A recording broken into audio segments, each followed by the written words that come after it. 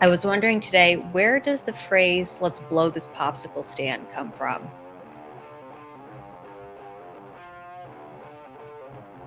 Maybe there was a man who was fired from a popsicle stand, and so he went back and blew it up. I like that. Let's go with that.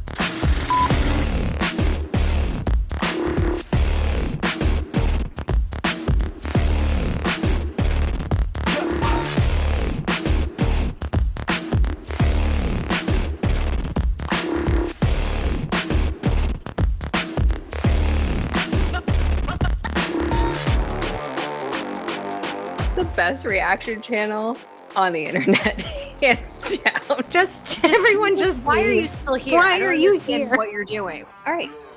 Welcome back, everybody. We are the Slice Girls. We are two cousins who react to all the things. I'm Rocky. She's Charlie. And tonight, this is our first dive into, it's Char's first dive into Even in Arcadia album by Sleep Token. So Aside from the singles that were dropped. yes, aside from Emergence, Damocles. Caramel, and Damocles. Yes, I have had this album on repeat. Char has not heard anything. She's been a very good girl. You couldn't wait. I didn't. I was awake at 1 a.m, the night of the album dropping. So I need you to know I texted Rocky like 2 days later and I was like, is this just killing you not being able to listen? And you were like, I've been listening to this since 1 a.m. Yeah. The day it dropped. I was like, oh, well, okay. I thought we were So dating. you did it correctly. I got greedy. I could not wait. Fine.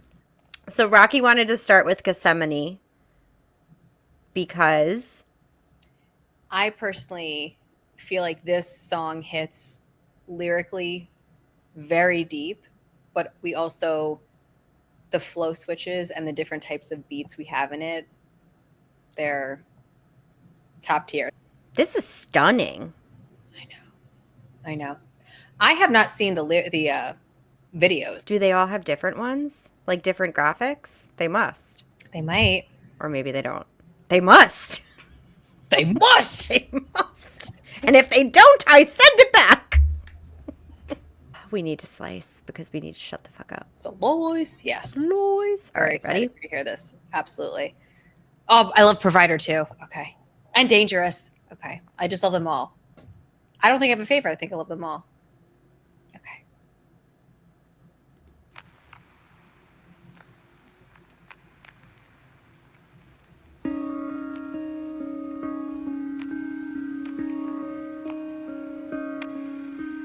Burning Flag.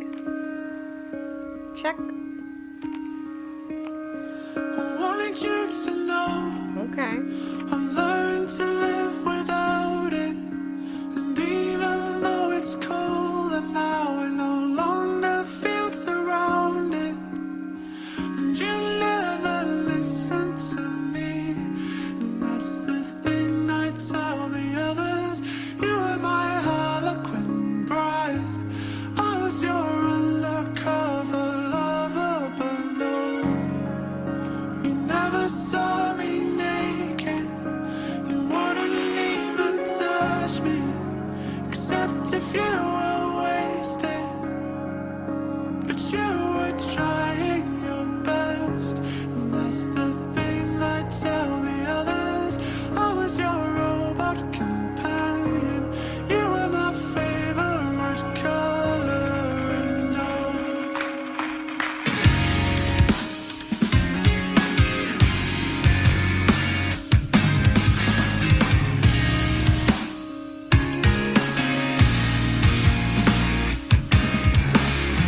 Call upon the person and try to turn my salvation for you. Someone who didn't mind the push, pull by the games. Someone who wasn't always crying on the journey back. Someone who didn't feel the low blows either way. But I was waiting for you when all alone it was you with the countdown kill switch, and it was me with the blindfold on. I was trying my best, and that's the thing I tell the mirror. I was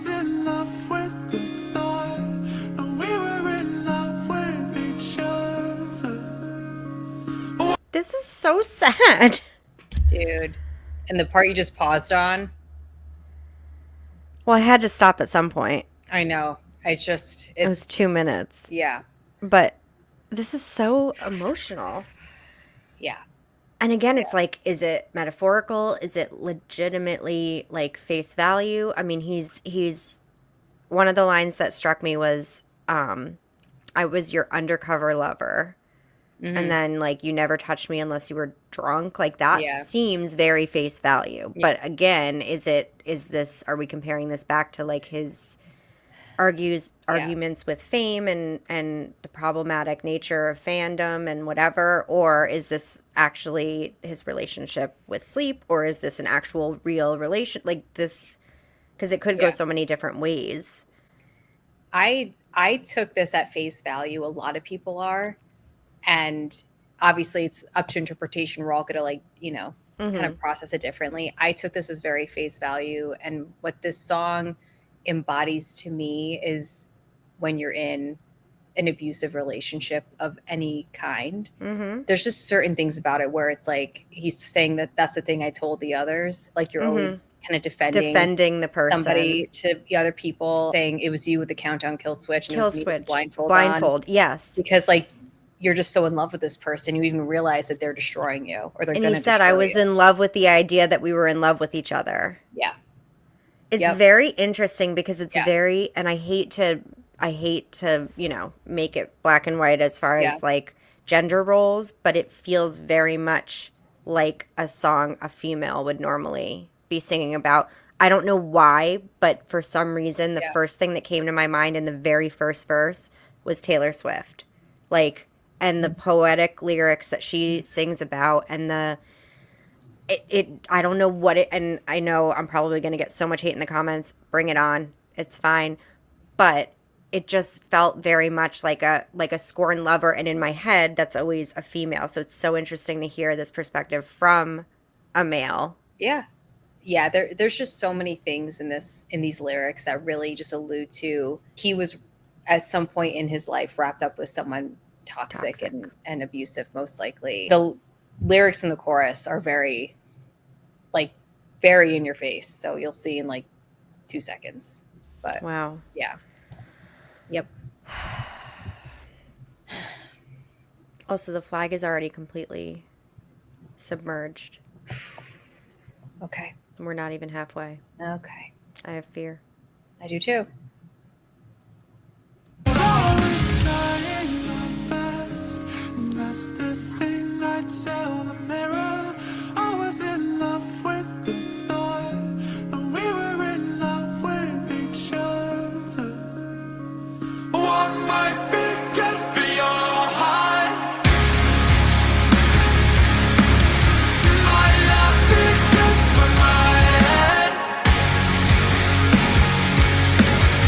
What was there at the start might not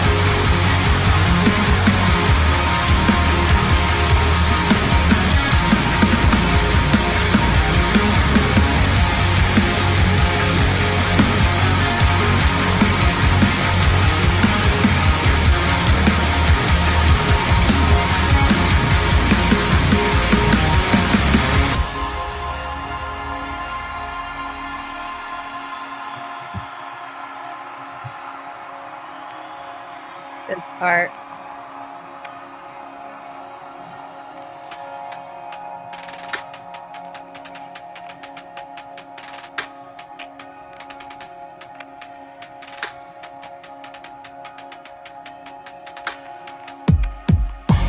Came in like a dream, put it down like a smoke.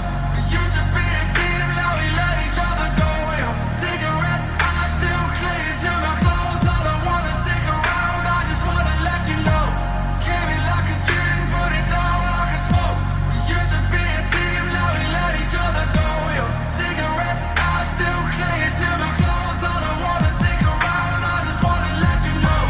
Came in like a dream, put it down like a smoke. We used to be a team, now we let each other go. Cigarette, I still cling to my clothes. I don't wanna stick around, I just wanna let you know. Came in like a dream, put it down like a smoke. We used to be a team, now we let each other go. Cigarette, I still cling to my clothes. I don't wanna stick around. No one's gonna save me from your memories. Nothing to lose, but I would've given. Thoughts? I'm just like sad. Like I'm just like Yeah.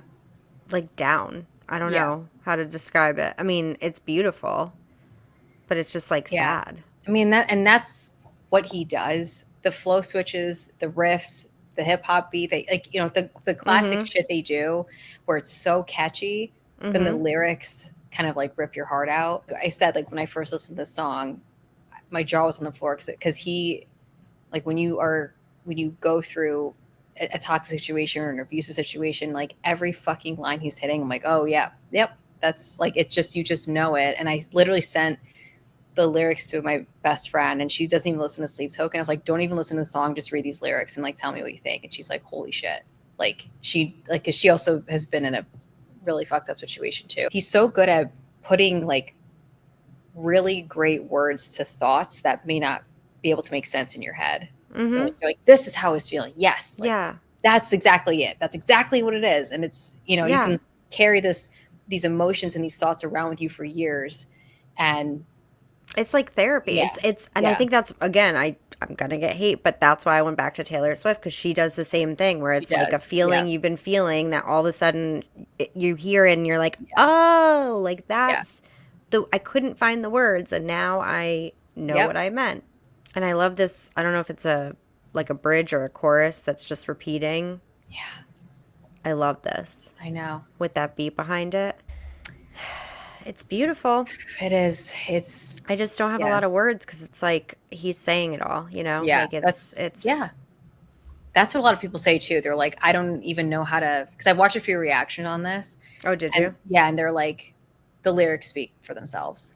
Like They kind of do. it's like, what else can I say? Yeah, that's exactly. Like it's very, like I said, it's like, or like you said, it's very like point blank period. Like this is spelling it out. Yeah.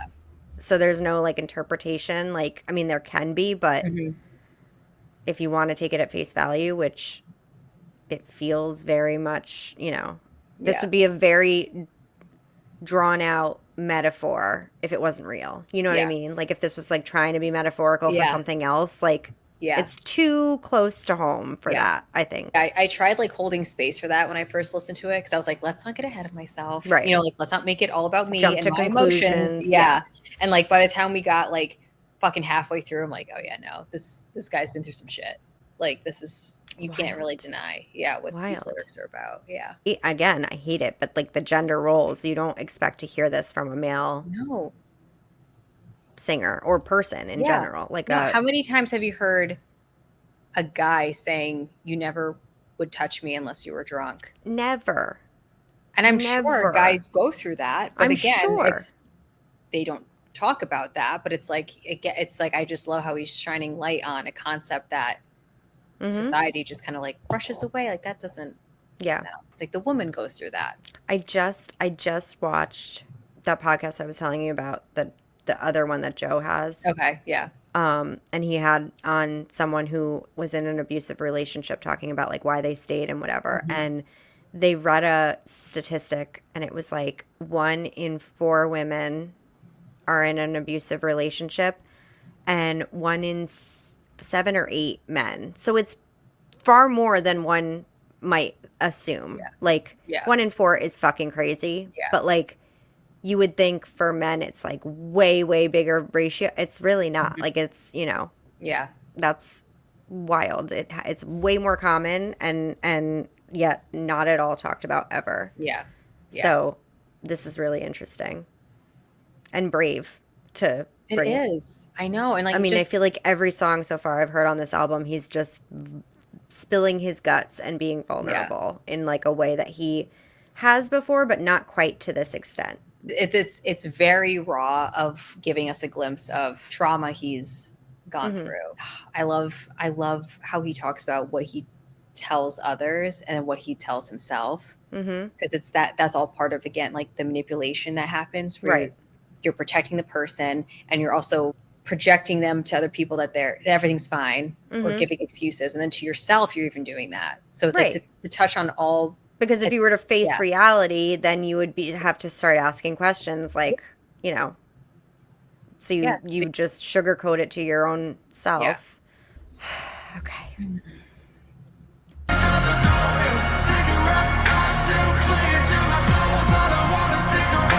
Save me from your memories. Nothing to lose, but I would have given anything to get closer to you and all your enemies. I've got a few of my own, and this throne didn't come with a gun, so I got a different energy. I still see you when the lights get low. I still hear you when I'm on my own. The parasites and the nightmares calling my name like this one's for you and your problems. Your good day job, your bad karma. What are you afraid of? The same drama, show me what you're made of. Cause you talk about your constant pain like I ain't got none. And I've learned to live beside it.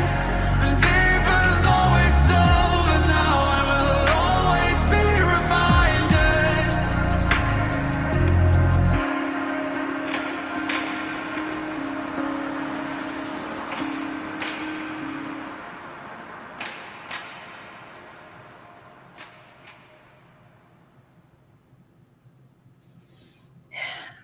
dude, like that outro. Even though it's over now, I'll always be reminded. I've learned to live beside it, and even though it's over now, I'll always be reminded. Like, I've learned to live beside it. It's literally because leaving an abusive situation is, it's a level of grief. I feel like a little bit beyond like a regular breakup, and it's like with grief, you kind of like learn to live with that loss. Yeah. You don't get, Because it does never go away. Exactly. And it's like, abusive relationships are so scarring and traumatizing. So like, you learn to live beside it, even though it's over. Talking about things to get closer to you and your enemies. I've got a few of my own, but he's highlighting how like it was all about their problems. Like, I just want to fix them, their problems, my like, you put yourself, you know, on the back burner for this person. It's just like everything he fucking hits on. I'm like, yep, that's exactly it. That's what happens. And you don't even realize that it's happening. You're just trying to fix this person. Because you talk about your constant pain like I ain't got none. It's just, it's so fucking on the nose. I'm like, this guy knows exactly what it's like. Yeah. He knows like, exactly. you can't make this up. You can't write this unless you've been in it. Yeah. And like, I'm sure other people would agree. Like, these are emotions that you carry with you for years, trying to make sense of what the fuck happened and how you got in this situation. And it's like, this is why I want to show you this one, because it's very deep, but also I just feel like the melody itself is a banger, which the way he like does this to our emotions. I know. I'm like, God, this fucking slaps, but I'm like crying up. as I say it. Yeah. Yeah. Do not bring up caramel. Stick to me. This is a bop. Breaking it down. So that was your intro into the songs you haven't heard yet. They're not all like that though, so don't have fear. Don't have fear. I'm quite depressed. Yep, they will. They'll get better. Does he have any joy? Is there any joy in him in this album? Yeah. Okay. Well, it's Vessel. It's not all angst. Yeah. So you know I love some Manx. But Oh, no. we've got to go. Okay. Thank you so much, everybody. We will definitely be doing more, even in Arcadia, so stay tuned for that. We have a Patreon. If you want to check out some more bonus content, check it out. What's it all about? Okay. Or don't. Just don't. And if you don't want to do that, head over to our Instagram and our X. Follow us there. If you don't want to do that, then just get out. Goodbye. Bye, guys. Bye-bye.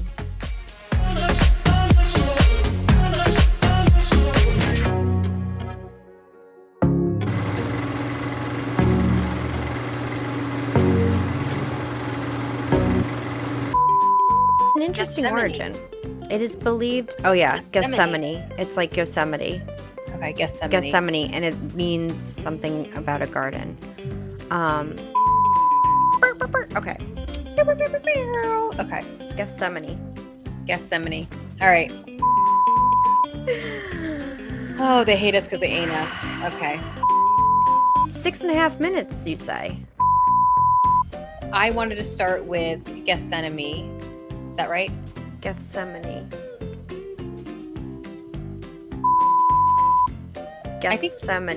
I think you said it. Yeah. Okay. So I wanted to start with Gethsemane. That just feels wrong.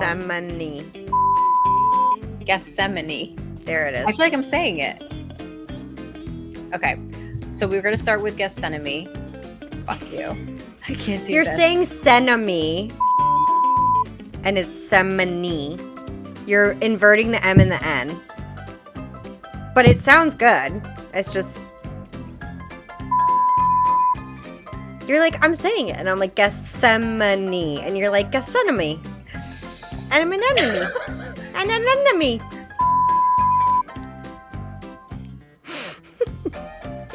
I live in an anemone. It's not funny. Yes, it is. This is the place that Jesus went through agony. Oh, fuck me. Okay. Gethsemane. All right. We're going... Yosemite. Gethsemane. Nope. This is like Simonin for me. I genuinely can't say this. Gethsemane. Yeah. Gethsemane. Gethsemane. Two couplets, couples of cousins. Couplets, Gethsemanes. Okay, we're going to start with Gethsemane.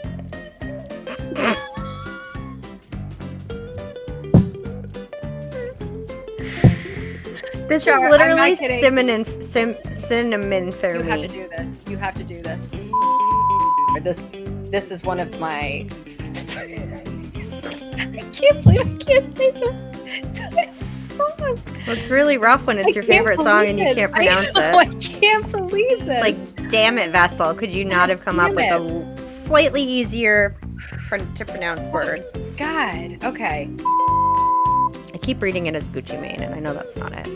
No. It's... I don't know why I think that. Maybe Back to the Future told me that. Second time I mentioned that tonight.